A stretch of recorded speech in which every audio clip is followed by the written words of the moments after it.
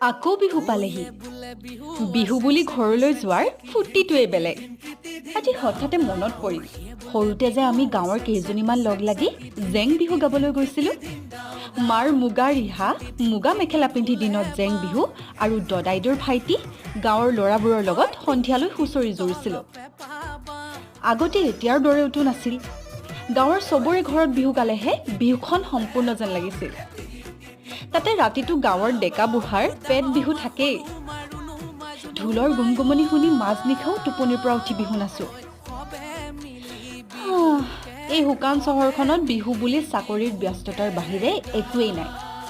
সেইকাৰণে এইবাৰ চহৰীয়া বিহু নহয় দেই, এইবাৰ হ'ব গাঁৱৰ বিহু।